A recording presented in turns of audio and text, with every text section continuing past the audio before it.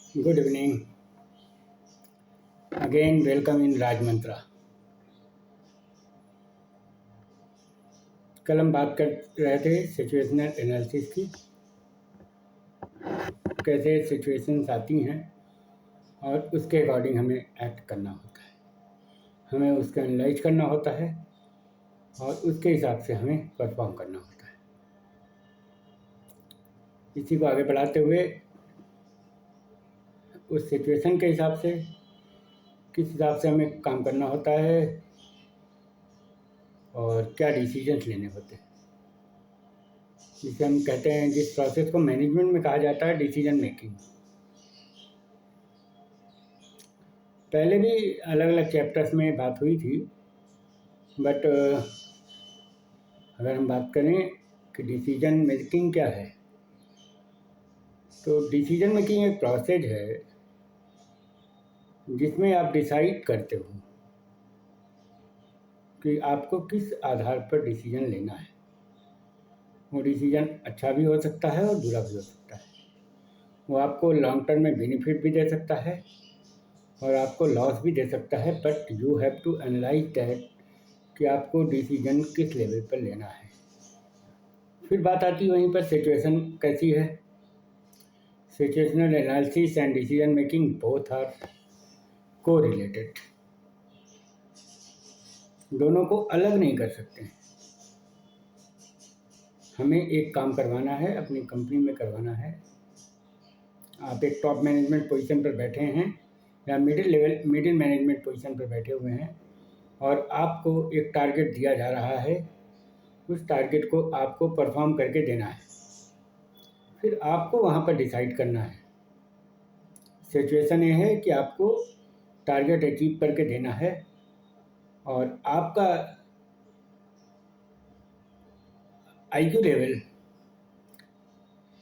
ये डिसाइड करेगा कि आप किस तरह का डिसीजन लेते हैं। आप अपने किस स्टाफ पर बिलीव करते हैं और किस स्टाफ पर मान के चलते हैं कि अगर उसको कार्य दिया जाएगा तो वो पूरा कर लेगा। किस पर आपको विश्वास है। सभी स्टाफ में कोई ना कोई क्वालिटी होती है। हम किसी को कम या ज़्यादा नहीं आंक सकते, सबकी अपनी स्पेशलिटी होती है। हमें डिसाइड करना होता है, हमें वहाँ पर चूज करना होता है किस कार्य के लिए हमारे लिए कौन उपयुक्त है, किस पर हम बिलीव कर सकते हैं और किसको इस कार्य का निर्धारण कर सकते हैं, किसके लिए किसको ये टारगेट दे सकते हैं।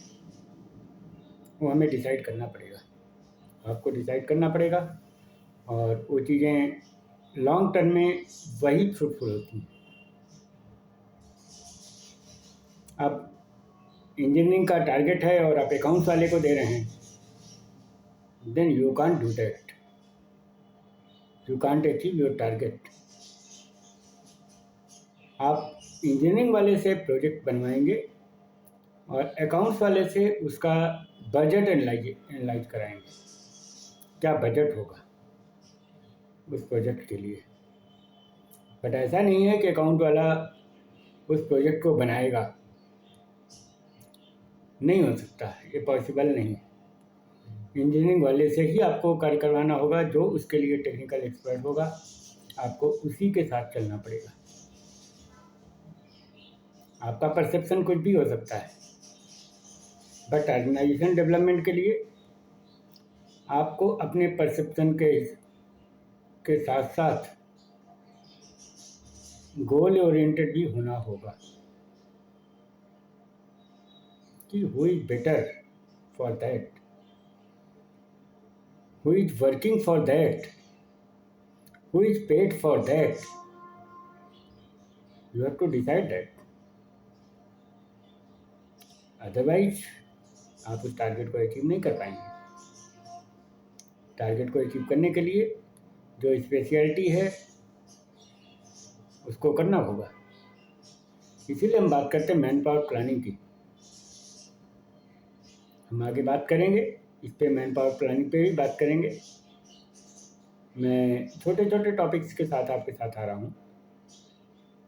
जब आप पसंद करेंगे, जब आप चीज़ों को चाहेंगे, तो मैं डीपली भी उस पर आपके साथ डिस्कस करूँगा। लाइफ में आप कई डिसीजन लेते हैं और कुछ फ्रूटफुल होते हैं, कुछ आपको लैक करते हैं। तो उसके लिए आपको पूरे कंसंट्रेशन के साथ, पूरे मनोचित्त के साथ डिसीजन लेना पड़ेगा। हर एक स्टेप, मुझे आज जाना है, वो एक डिसीजन। लेकिन जाना तो है, सिचुएशन क्या है, उस सिचुएशन के हिसाब से एक्ट करना पड़ेगा, उस सिचुएशन के हिसाब से डिसीजन लेना पड़ेगा। और चीज़ें ऐसे ही आगे चलती रहती हैं।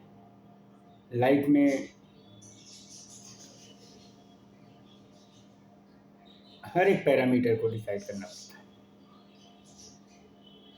आगे हम बात करेंगे, करते रहेंगे। Thank you.